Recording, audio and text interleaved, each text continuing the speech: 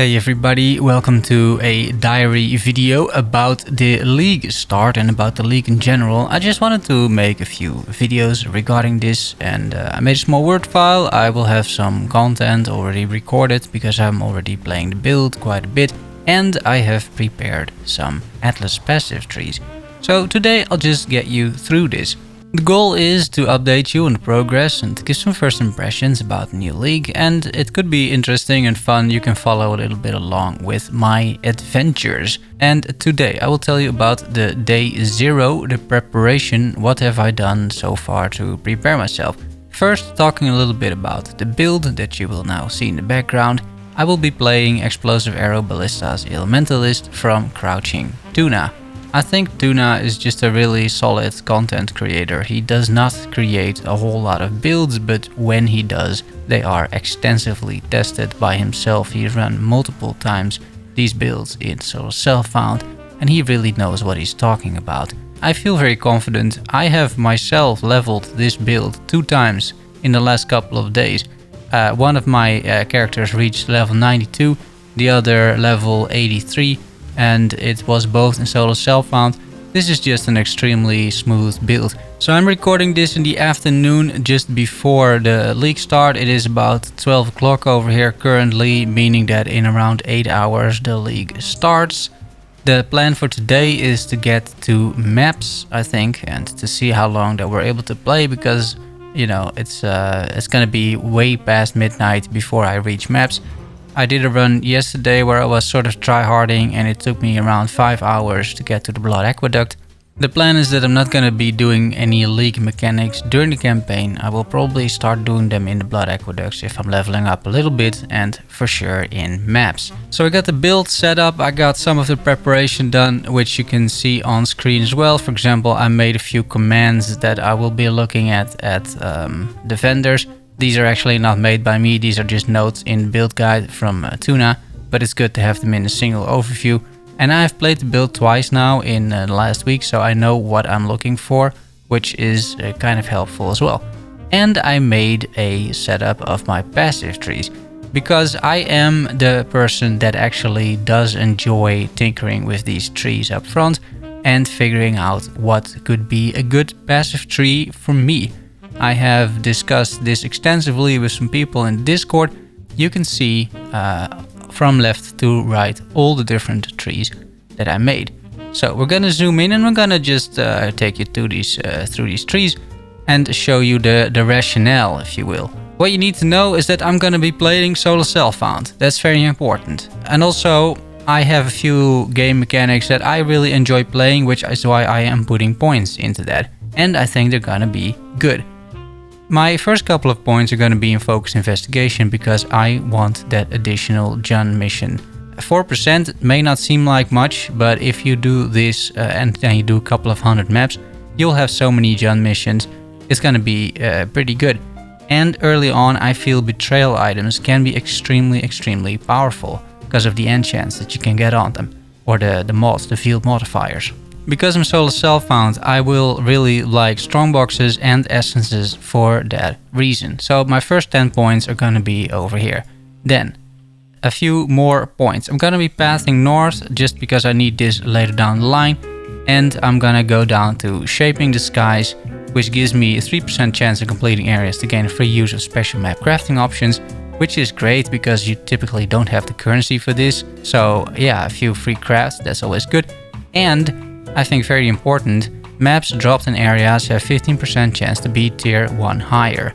And this is going to help you in the long run with your map sustain. And it should be pretty decent like this. Then, next couple of things I am focusing on, as you can see over here, Harvest. Because once again, solo self-found, I think Harvest early league is very good. It could also be profitable if you know what you're doing in trade. I have here a 4% chance to contain the Sacred Grove. This is also going to add up over time. Then some more crafting options. That's really not super relevant, but I'm going over here an additional harvest. Once more, some additional harvest, and I'm taking these 3 as well. This is another 3% chance to spawn the Sacred Grove, putting me at 7% chance. I am not sure if the base chance is still the same, if the base chance is still like 5 or 8%, But with these nodes, I should be seeing quite a few harvests all across the place. Then the next one after the harvest, I will be spending time and effort into a little bit more of Betrayal, because I feel that Betrayal is just going to be very good. These 3 points will give me an additional chance to grant the Jund mission, putting it now at 7. And here is a guaranteed additional field item, which is pretty good. This is only for leaders, to be honest. They are 100% more likely to be accompanied by their leader. I'll have to see how well this works in practice. If I feel that this doesn't really add too much, I'll just spec out of these 5 nodes and put them somewhere else. And then we're taking the Kirak nodes in the middle. Nobody really knows how good these missions are going to be. I think these missions will come in very handy. Don't forget this node. It gives you an additional Kirak mission each day, which is okay-ish. But 3% chance to grant an additional Kirak mission on completion of a map. That is pretty significant, right? So we've got 3, 4, 5, 6, 7% chance to gain an additional Kirak mission on completing, which is great. These scout reports, nobody really knows what they are, and if they're any good, we'll figure it out, I suppose. Then, next part of the tree.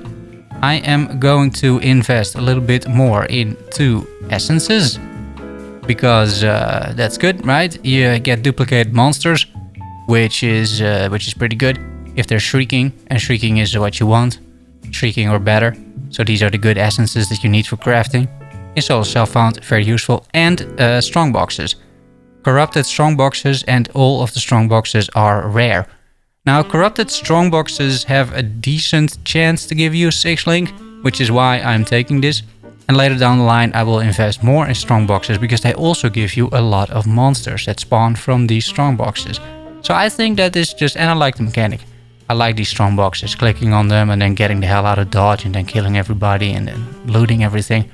Yeah, it's nice.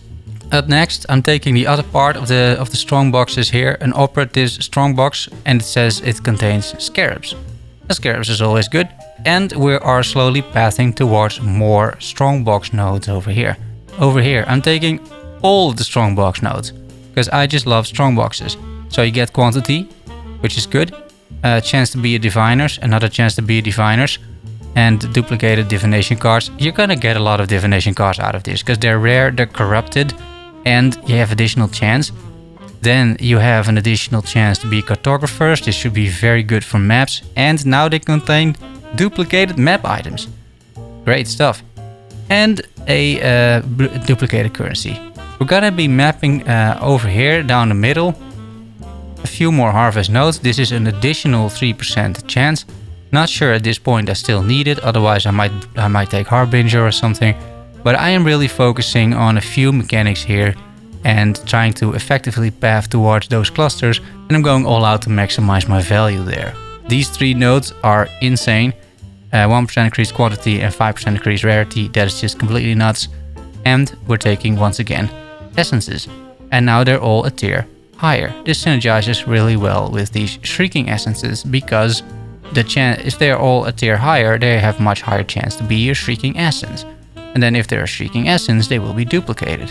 Up next, we're rounding off the tree with another nice combination that I saw from Path of Math when he was discussing his tree. And that is the Rogue Exiles. You can do over here Exiled Will. Rogue Exiles in area have 100% chance to be possessed by Tormented Spirit. That makes them more difficult to kill, but also much more rewarding. Then you have Ruckus, meaning that you have an 8% chance to contain 20 additional Rogue Exiles, which is absolutely insane, right? And they're all possessed by a Tormented Spirit. But that is not all, because you have Unrelenting Torment. The map boss has a chance to be surrounded. That's okay, that could actually be detrimental. But 30% more quantity of items dropped by possessed monsters in areas, which is insane, right? Because it's a more modifier, meaning it's multiplicative with whatever quantity is already on these Rogue Exiles. And there's gonna be so many of them, and then you even have like a 30% chance to appear in pairs. Like you could have, I suppose, 40 Rogue Exiles if these 20 appear in pairs. You got 40 Rogue Exiles, they're all possessed, and they all have 30% more quantity. I mean, it has to be good, right? I'll let you know, but I think it has to be good, and I enjoy Rogue Exiles actually. I mean, yeah, they kill you, but yeah, overall it's pretty fun. Finally, where are we pathing to? Over here. We're pathing still over here, getting a little bit more essences, because now that we got all the essence basics set up, you want them to contain maybe additional essences. We take one more, the shaping over here, giving me additional 1 tier higher maps. And then our final form, if you will, we're going over here to the final shaping nodes. The shaping of the seas is great. Maps found in areas have 25% increased chance to be favored maps. Now, you will probably unlock favorite maps relatively late. I'm actually not sure these days how it's going to work. Previously, you had to complete every map in a region. But right now, you know, there are no regions anymore, so I'm not entirely sure what you need to do to favor your maps.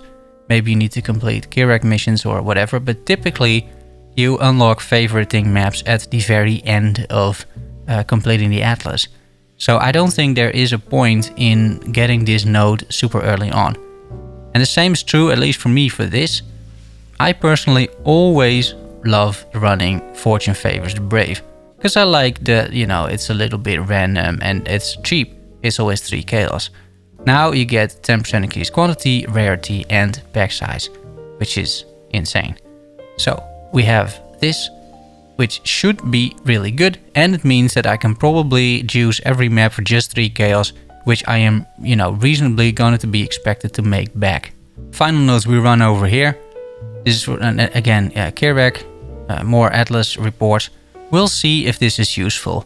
I can see me definitely specking out of this part. So I have made 3 different trees, and I all messed up that little thing over here. And these 3 different trees, they are all for a different endgame boss. So I have the tree over here for the Searing Exarch, having both the nodes. You get the nodes over here, you get the nodes over here. I got one for the Eater of Worlds, with the nodes over here and the nodes over there. And I got one for the Maven, if you want to do the Maven. The reasoning behind this logic is that you have to choose on your map device which map you are going to run. And you cannot run all 3 maps at the same time. You can progress all 3 bosses at the same time if you want, but if you choose a map, it will only be influenced by one of the 3.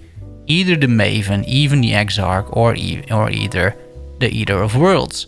So my logic is that if you want to be a bit more min-max about this, which I may want, you're gonna just do a whole bunch of Exarch, in this case for example, first, and then as soon as you're done or you're running out of influence, or we'll have to figure out how this actually works, but assuming that you're running out of influence or you're just getting bored, you can do something else. And that is when I swap over to example my other, and I'm specking completely out of it. I'm getting all of these nodes over here with, you know, minimal reinvestment. It's like 4, it's like 10, it's like 15 nodes that I have to respec, so it's like 30 regret orbs. That is not the end of the world, right? 30 regret orbs, and you can even convert other currency into regret orbs. This is going to be relatively solid, and everything else stays the same, because everything else does apply to your maps, no matter who they are influenced with. So let me go through the tree quickly so you get an idea of what I have over here. So I still have a little bit of the tier 1 and the shaping nodes, because we might need the tier 1. Maybe, I'm not sure.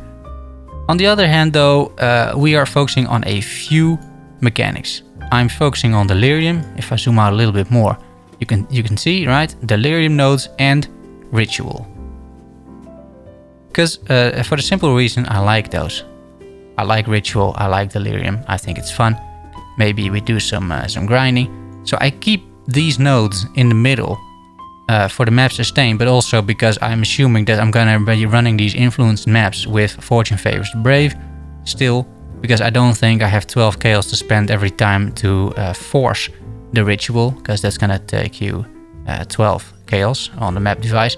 Install self-found, I'm not sure I'll have that, but I will be running Fortune Favors the Brave.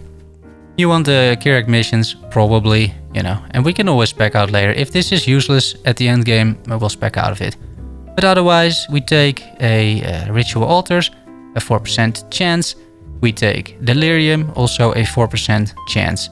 We take one more Delirium, meaning that you basically just have longer time to kill everything in Delirium, which could be very useful. Got another Ritual over here. That gives you a 10% chance to drop a Blood-Filled Vessel. If you use a Blood-Filled Vessel, your map device, you guarantee rituals, so that's going to be great. Now you have 2 additional reroll times. Here's more Delirium, you have 1 more likely to spend unique bosses, splinters, cluster jewels, all that good stuff. 3 additional reward types for Delirium. I have then here, this is more endgame stuff. Is there anything else with ritual? There's 1 more ritual over here. They always have 4 Ritual Altars. That is the Ritual and Delirium nodes. Then I am using some endgame nodes that I think always going to be good. So map device 10% chance to not consume scarabs, and you drop more scarabs from bosses. This just has to be good. You have the nodes over here. These are the Guardian nodes. So this means that you can drop Shaper maps, you can drop Elder maps, you can drop... what else can you drop? More Elder Guardian maps, Watcher's Eye, Shaper items, especially in Soul Self-Found. This is pure endgame, right? But especially Soul Self-Found, I can see this being very useful for sustain. And all of these can actually drop on regular bosses, right? So these things always apply. If you kill an influenced map boss by the Exarch or something, you will still have a chance to get Shaper and Elder maps, which is why I'm taking these nodes. Same thing for Cirrus, Conquerors. You can get additional Exalted Orbs and whatnot, and you can also have an increased quantity of items found in Conqueror maps if you run them, increased pack size, and Eldritch bosses have a chance to drop a Conqueror map. So those Eldritch bosses are once again the Searing Exarch, the Black Star, the Eater of World, Infinite Hunger, and the Elder. So this synergizes well once again, and the little nodes give you items found in Conqueror maps have 5% chance to be influenced. So that's going to be a lot more influenced items for you. This is Sextant Modifiers, 1 additional use. I think that's great, and they have more chance to drop them. And then finally, you know, these nodes. And they're all kind of the same, like the Shadow of the Hunger. You have a higher chance to find them, you get more currency from them. That's a little bit what these nodes are doing. I think you shouldn't sleep on these ones. Increased pack size. That's pretty massive, I feel. And then more currency. And the same is true over here. We do the exact same nodes. You could get rid of this little one, but I'm not going to bother, I don't think. And then the final one is the Maven. If you are still interested in the Maven in Soul Self-Found for whatever reason, you get a little bit more progression. You get monster level in the Crucible. And you can, of course, get these Orbs of Conflict, the new Maven Orbs that are going to be super duper expensive, most likely. But, you know, Soul Self-Found, so it doesn't matter. That is the 3. I will link them down in a Google Doc so you can take them if you want. And with the Maven, that's the final point I suppose. With the Maven you spend less points because there's just less points over there. So I took the final thing over here. Enriched entities, unique bosses, drop an additional basic currency and they can be duplicated. Which once again synergizes well. Because it doesn't say unique map bosses, it says unique bosses. So maybe, you know, maybe even the Exarch or the mini bosses that you find in those maps can be duplicated. Who knows? That could be really interesting if that's the case. So, ladies and gentlemen, that is what I wanted to tell you. And that is my league start preparation. I hope you are having a great league start. I hope you're having fun. And hopefully you found it a bit useful as well. Or helpful. If you did, just let me know. And I will see you soon. Thanks so much for watching. See you soon. Bye bye.